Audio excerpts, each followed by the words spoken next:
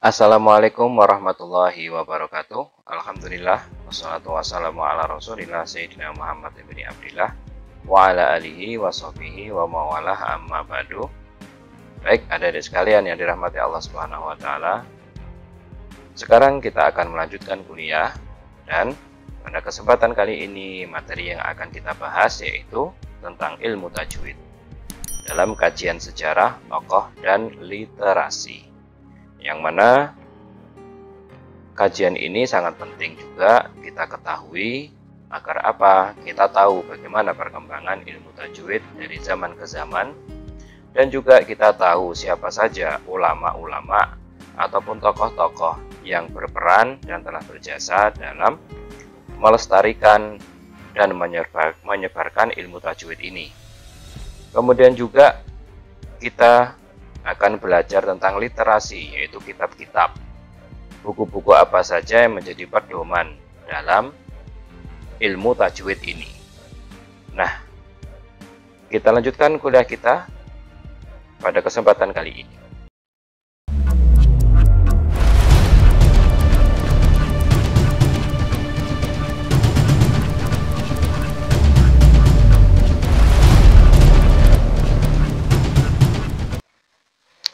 Oke, yang pertama kita membahas tentang sejarah ilmu tajwid terlebih dahulu.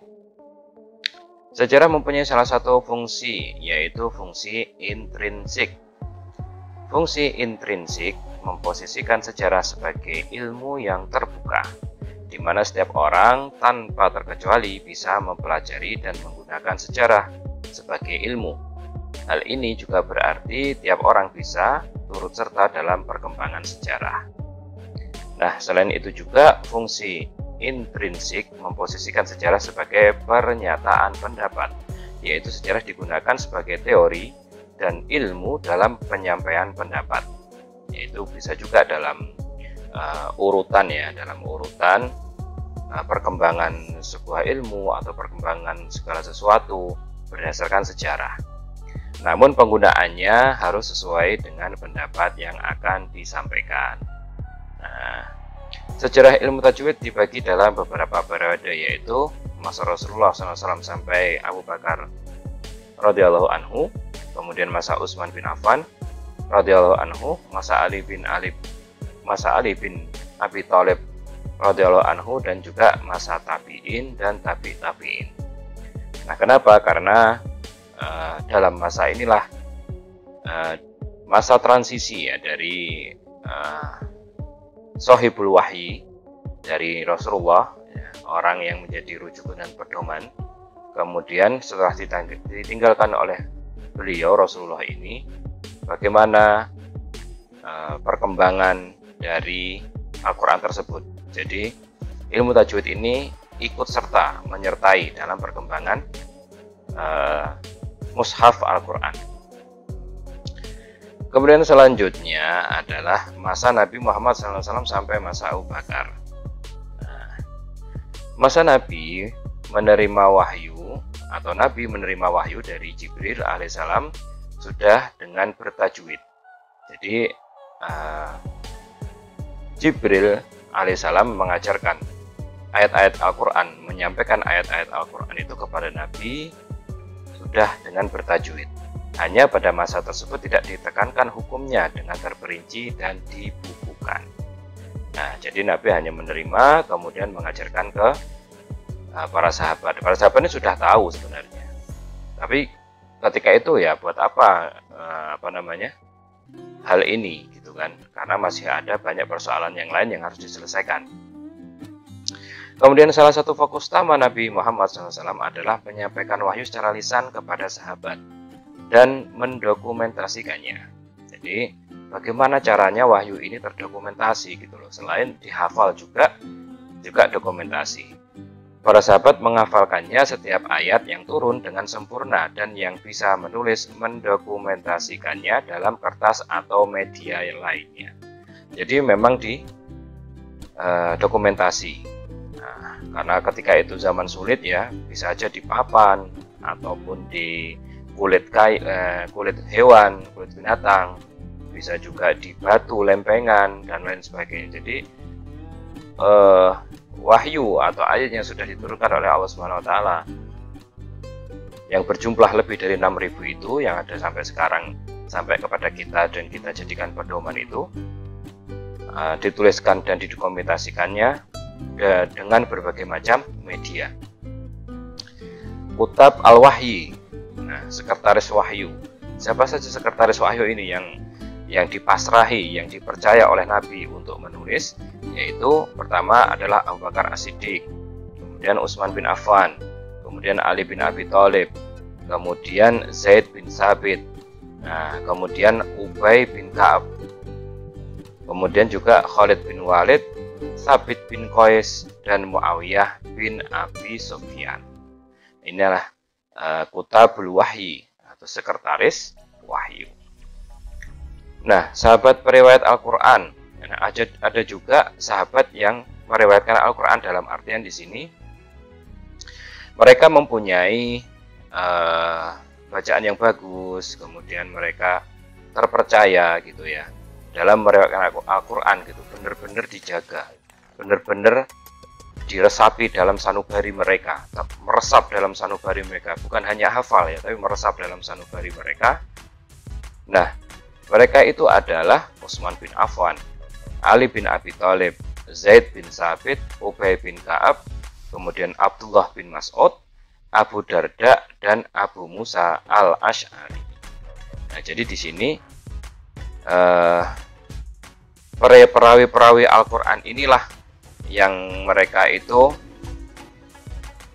berhijrah menyebarkan Al-Quran ke berbagai penjuru taklukan Islam atau daerah yang ditaklukkan oleh Islam.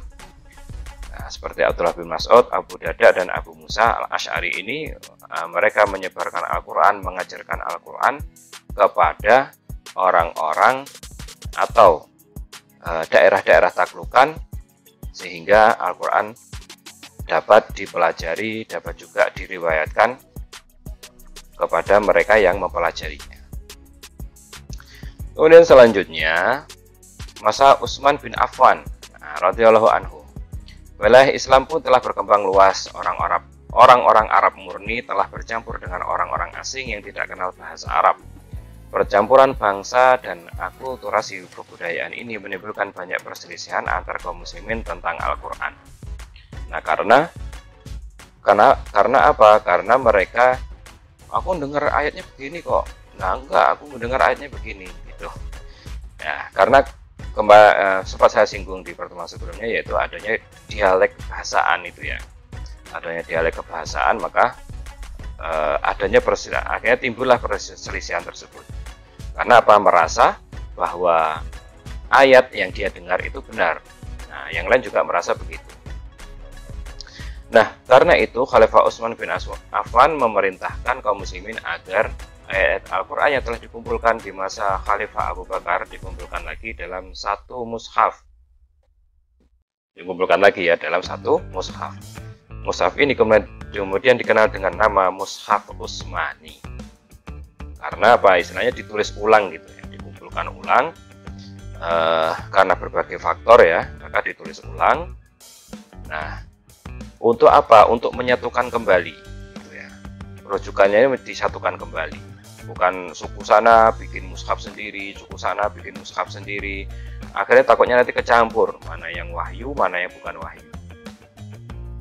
Nah, dari mushaf itu dibuat salinan beberapa naskah lagi yang dikirimkan ke semua negara-negara Islam. Maka Khalifah Utsman juga memerintahkan agar mushaf-mushaf selain mushaf Utsmani itu dibakar. Nah, karena setelah dikumpulkan kembali oleh Khalifah Utsman bin Affan, kemudian diteliti, kemudian dikoreksi, kemudian dimusyawarahkan, dan lain sebagainya melalui beberapa tahapan verifikasi. Nah, maka Khalifah Utsman bin Affan itu menentukan bahwasanya ini yang harus dipakai, mushaf inilah yang harus dipakai oleh kaum muslimin, gitu ya. Yang lain harus dibakar. Akhirnya disalinlah mushaf-mushaf itu dan disebarkan ke negara-negara taklukan Islam. Kemudian selanjutnya masa Ali bin Abi Thalib. Selanjutnya datanglah masa pemerintahan Khalifah Ali bin Abi Thalib radhiyallahu anhu. Ia memperhatikan orang-orang asing yang suka menodai kemurnian bahasa Arab, sebab ia sering mendengarkan sesuatu yang menimbulkan kerusakan bahasa Arab. Nah, ini karena akulturasi budaya tadi, budaya Arab yang dulunya itu istilahnya terbelakang ya dalam segi peradaban, tanahnya tandus, nggak bisa ditanami, orang-orangnya juga keras, kemudian mereka itu berpindah-pindah. Akhirnya apa? Karena muncul Islam di daerah Arab, mereka itu mempunyai kekuatan. Rasulullah mampu menyusun kekuatan di situ, menyatukan suku-suku, kemudian meraih kemenangan dalam beberapa peperangan. Mereka jadi kaya ya, dapat rampasan yang banyak. Nah, maka orang-orang akhirnya terbuka. Orang-orang Arab ini bisa datang ke berbagai penjuru dunia untuk berdagang, untuk berdakwah dan lain sebagainya. Bersinggunganlah bahasa. Nah, istilahnya sekarang itu ya kosakata itu masuk, seperti dulu nggak ada namanya viral, itu nggak ada. Kemudian lain sebagainya lah ya. Nah, itu masuk dalam tata kebahasaan bahasa Arab.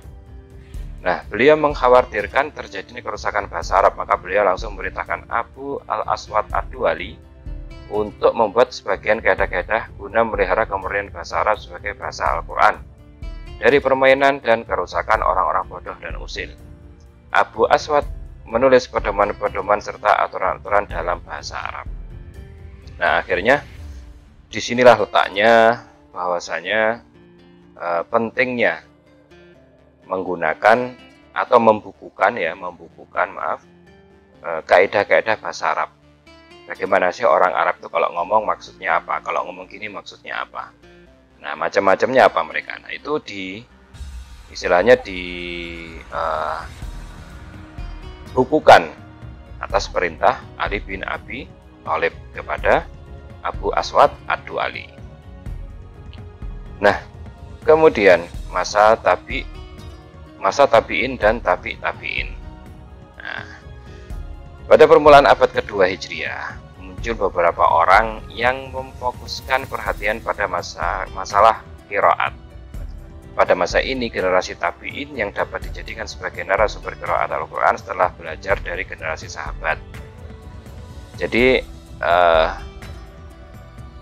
tabi'in itu kan orang yang bertemu dengan sahabatnya, yang melihat sahabat, belajar dengan sahabat, kemudian Islam.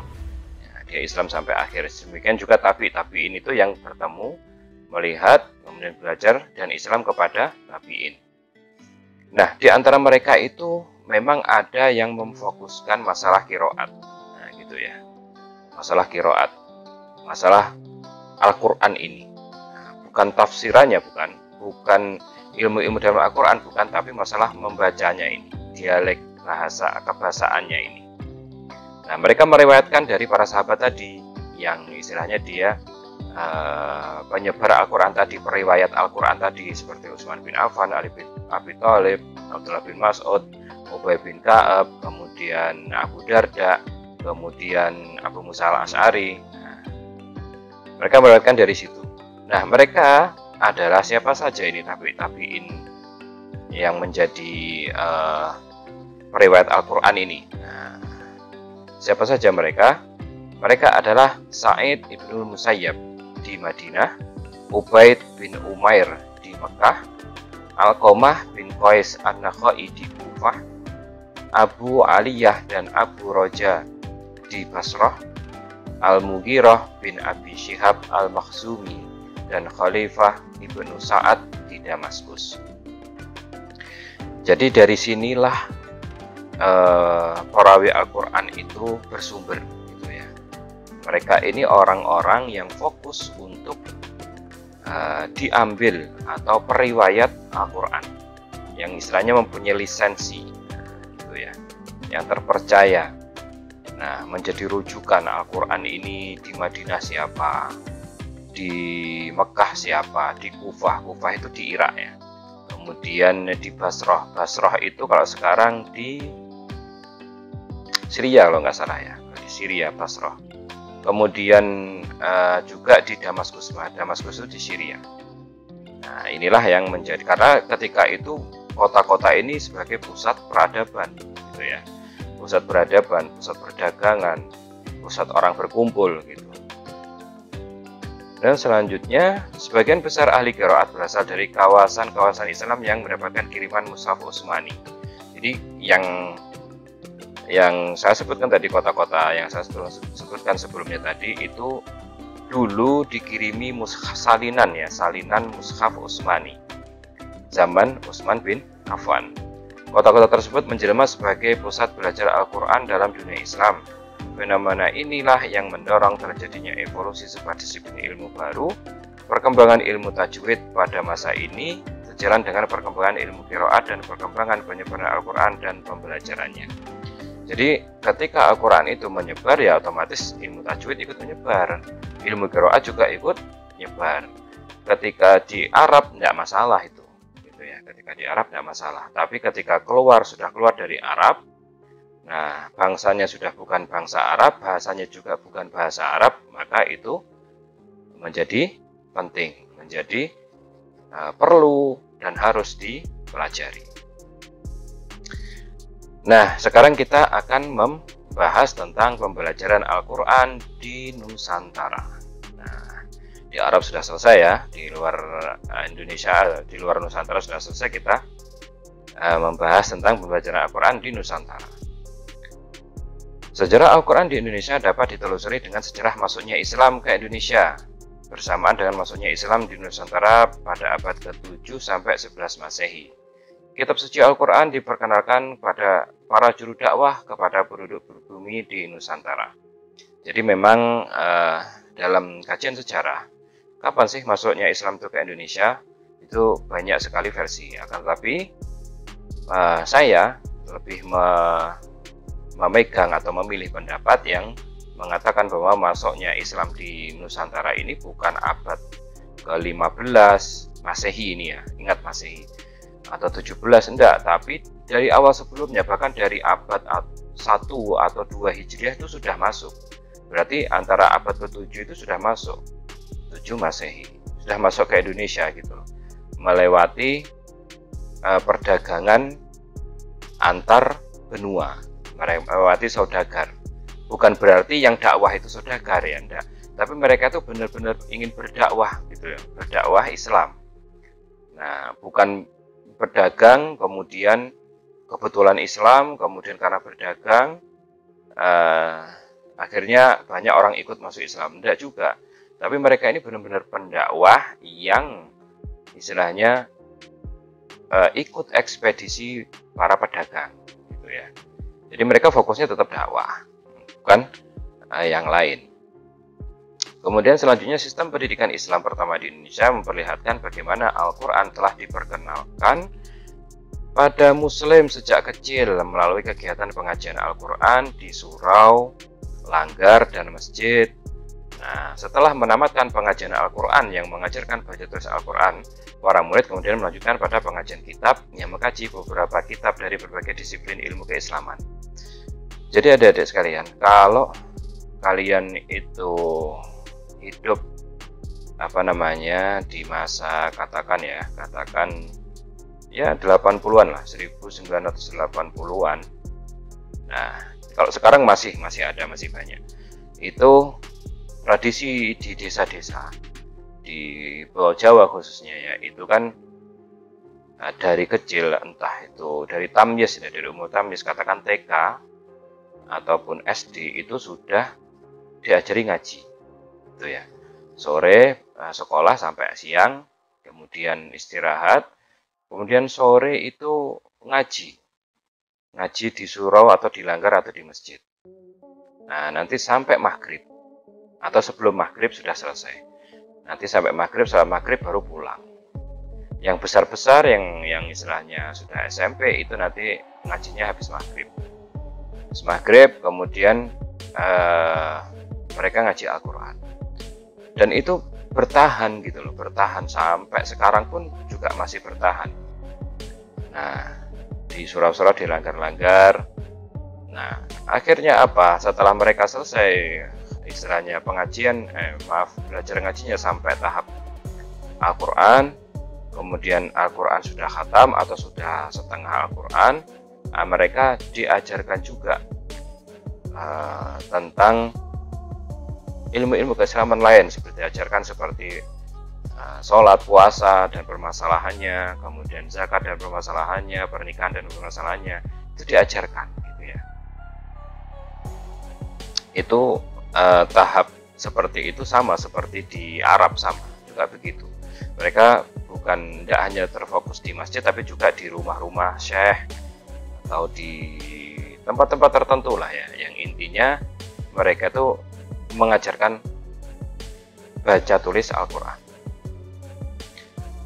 Awalnya ilmu tajwid hanya diajarkan secara lisan, tidak sistematis gitu ya. Dari dulu kan istilahnya belum langsung sistematis, langsung aja diajarkan baca Quran gitu. Dan tanpa adanya kitab ilmu tajwid yang diajarkan. Kemudian pada abad-abad selanjutnya dengan berdirinya pesantren-pesantren ataupun surau-surau atau musola-musola, ilmu tajwid diajarkan dengan lebih sistematis dengan menggunakan kitab-kitab tajwid. Nah, awalnya cuma dari lisan ke lisan, ini caranya baca gimana sih, cara baca gimana sih. Nah, akhirnya apa? Kertas sudah banyak gitu ya, mudah didapat, ada tinta, alat tulis juga. Akhirnya apa? Dikaranglah buku-buku tentang ilmu tajwid. Nah, kita membahas tokoh-tokoh Al-Quran di Indonesia pada abad 20 ya. Karena kenapa kok abad 20 ya? Sangat banyak. Kalau sebelum abad 20 ya nanti nggak cukup waktunya. Nah, maksudnya apa? Tokoh-tokoh ini dekat dengan kita gitu loh. Dekat dengan kita. Bahkan istilahnya 100-200 tahun itu sebenarnya masih dekat gitu ya. Bekas-bekas atau istilahnya peninggalan-peninggalannya masih ada gitu loh. Masih bisa kita rasakan itu. Seperti pesantrennya, tata cara belajar di pesantren tersebut, itu masih dapat kita rasakan. Siapa saja? Pertama, Kiai Haji Muhammad Munawir, wafat 1942, Kerapia, Yogyakarta. Ini pendiri Pondok Pesantren Al-Munawir Kerapia, Yogyakarta, yang ada di selatannya alun-alun Kidul. Nah, itu termasuk tokoh Al-Quran di Jawa, ya, di Nusantara. Ini muridnya sangat banyak sekali, beliau menyebar, kemudian muridnya ini mendirikan pesantren juga gitu loh. Nah, beliau ini belajar di Mekah selama bertahun-tahun dan fokusnya mendalami Al-Quran.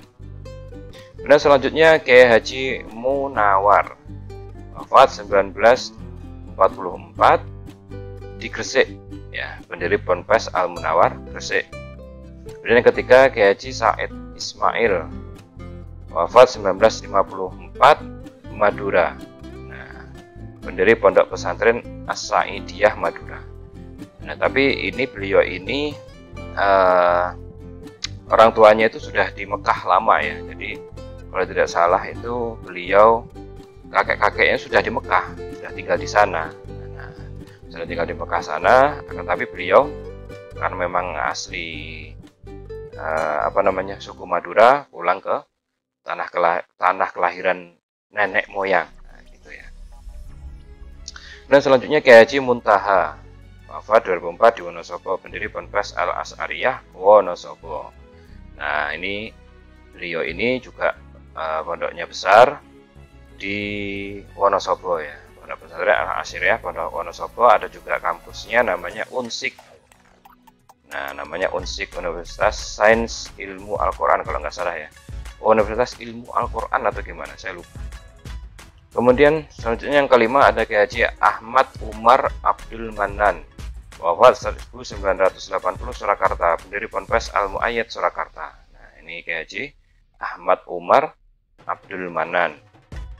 Kemudian yang keenam ada Abuya Kiai Haji Muhammad Dimyati, wafat 2003 di Banten, atau biasa dikenal Abuya Dimyati.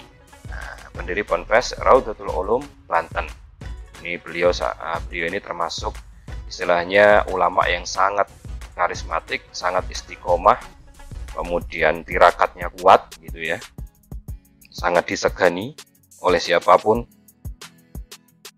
Kemudian yang ketujuh, Kiai Haji Yusuf Junaidi, wafat 1987, Bogor, pendiri Pondok Pesantren Ilmu Al-Quran atau PPIQ Bogor. Dan selanjutnya ada Kiai Haji Muhammad Arwani Amin, Kudus, wafat 1994, pendiri Ponpes Yanbu'ul Quran Kudus. Ini terkenal ya di daerah Kudus, daerah Pantura itu beliau terkenal dengan pesantrennya. Kemudian selanjutnya ada Dr. Kiai Haji Ahmad Fatoni MA, wafat tahun 2021 ya. Kemudian sekarang yang masih ada itu Dr. Kiai Haji Ahsin Sakho Muhammad. Nah, itu Dr. Kiai Haji Ahsin Sakho Muhammad ini kalau tidak salah murid dari Kiai Haji Ahmad Umar Abdul Manan yang nomor 5. Nah, kalau Kiai Ahmad Umar ini kalau tidak salah beliau sangat selektif ya dalam ijazah sanad qiraah itu sangat selektif. Salah satu yang dapat itu adalah Dr. Kiai Haji Ahsin Sakho Muhammad ini. Nah, inilah ulama-ulama Al-Quran ya. Kalau yang sudah bergelar akademik dokter yang nomor 9 ini seperti Dr. Ahmad Fatoni, Dr. Ahsin Sakho Muhammad ini masuk dalam lajnah Taskhih Al-Quran kalau tidak salah. Jadi beliau istilahnya yang diberi otoritatif meneliti cetakan-cetakan Al-Quran yang ada di Indonesia, yang tersebar di Indonesia ini. Adapun yang di luar Jawa, di Sumatera, Kalimantan juga ada. Nah, tapi saya belum tahu yang istilahnya belum kenal gitulah ya, belum kenal. Terus sejarah juga saya belum tahu. Mungkin di sana juga banyak juga, saya yakin. Bukan berarti saya di sini nulis khusus yang di Jawa saja, enggak. Tapi di Kalimantan juga pasti ada, di Sumatera ada, di Sulawesi juga ada, di Lombok, NTT juga ada, di Papua mungkin juga ada. Nah, tapi saya mungkin belum tahu, gitu ya. Selanjutnya literatur ilmu tajwid. Nah, kita harus paham dan ngerti ya, apa saja literaturnya, buku-bukunya itu apa saja gitu loh. Literatur pembelajaran tajwid di Nusantara karya ulama Timur Tengah. Nah, ini yang karya ulama Timur Tengah. Jadi ini biasanya menjadi menjadi buku pedoman di pesantren-pesantren ya. Satu namanya ada Hidayah Al-Mustafid fi Ilm Tajwid karya Muhammad Al-Mahmud An-Najjar. Nah, ini istilahnya untuk pemula ya, untuk pemula-pemula bagi pembelajar ilmu tajwid. Kemudian ada juga Fathur Rahman fi Tajwid Al-Quran dan Hidayah As-Sibyan fi Tajwid Al-Quran untuk anak-anak karya Said bin Sa'ad bin Nabhan. Nah, ini biasa dipakai untuk mempelajari ilmu tajwid bagi pemula. Ini juga maksudnya begini, ini juga dipakai nggak hanya di Indonesia gitu, di Malaysia, di Nusantara, tidak hanya di Nusantara tapi juga di Arab gitu ya, di Arab, tergantung pakai yang mana ini. Nah, di Mesir ataupun di Libya ataupun katakan di Yordania, kemudian di Turki, kemudian di Maroko, bahkan di Eropa. Nah, tergantung yang dipakai yang mana, tapi ini rata-rata yang dipakai gitu ya. Kemudian yang ketiga, Tuhfatul Atfal karya Sulaiman bin Husain bin Muhammad Al-Jamzuri. Nah, ini juga dipakai dalam pembelajaran ilmu tajwid di dunia keislaman.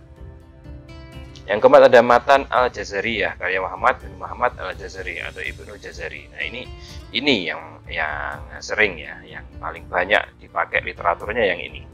Nah, yang banyak dipakai Matan Al-Jazariyah. Ini masyhur ya di tempat-tempat qiraah, tempat-tempat pembelajaran khusus pembelajaran Al-Quran ini yang dipakai, masyhur ini. Kemudian selanjutnya literatur pembelajaran tajwid di Nusantara karya ulama Nusantara. Nah, sebelum saya sampaikan, ini yang banyak beredar di tahun sekitar 80-an lah ya, 80-90 ya. Kalau sekarang sudah banyak sekali kan metodenya. metode pembelajaran Al-Quran itu ada yang pakai lagu lah, ada yang pakai isyarat tangan lah, ada yang pakai macam-macam lah ya. Nah, saya sampai saking banyak saya tidak bisa milah-milah itu ya. Terus kemudian pedomannya sudah banyak, kemudian sudah diujikan, bahkan sudah sampai melahirkan dokter-dokter baru lah intinya. Nah, yang pertama pelajaran tajwid karya Kiai Haji Imam Zarkasi, ini dari Pondok Modern Darussalam Gontor Ponorogo. Nah, inilah yang ini saya belajar ini. Nah, ketika belajar tajwid. Yang kedua ada Hidayatul Muhtadiin atau tajwid Sunda. Nah, ini bahasa Sunda karya Sayyid Ali Al-Idrus. Nah, kemudian yang ketiga pelajaran tajwid, buku tajwid hijau karya Mas'ud Syafi'i. Nah, kemudian yang keempat pertunjuk praktis tahsin tartil Al-Quran metode Maisura karya Dr. Kiai Haji Ahmad Faturi LCMA. Nah, ini sudah yang istilahnya paling dekat ya, yang baru-baru inilah ya. Nah, ini ada metode Maisura. Kemudian selanjutnya ada Fathul Manan, kita tajwid bahasa Jawa karya Kiai Haji Maftuh Bastul Biri. Nah, bahasa Jawa Pegon ya. Fathul Manan, namanya Arab tapi bahasa Jawa Pegon. Nah, adik-adik sekalian, inilah yang dapat saya sampaikan pada kesempatan kali ini.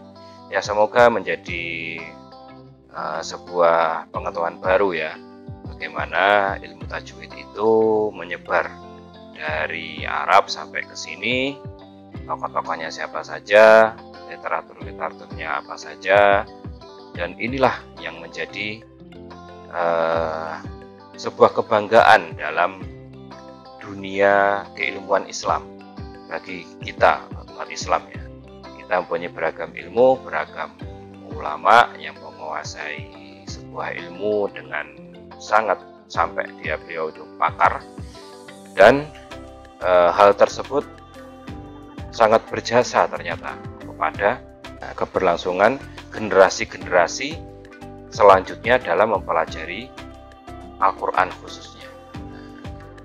Jadi ini yang dapat saya sampaikan pada kesempatan kali ini, kurang lebihnya mohon maaf apabila ada salah kata, salah ucap, dan semoga bermanfaat. Nah, demikian yang dapat saya sampaikan pada kesempatan kali ini. Assalamualaikum warahmatullahi wabarakatuh.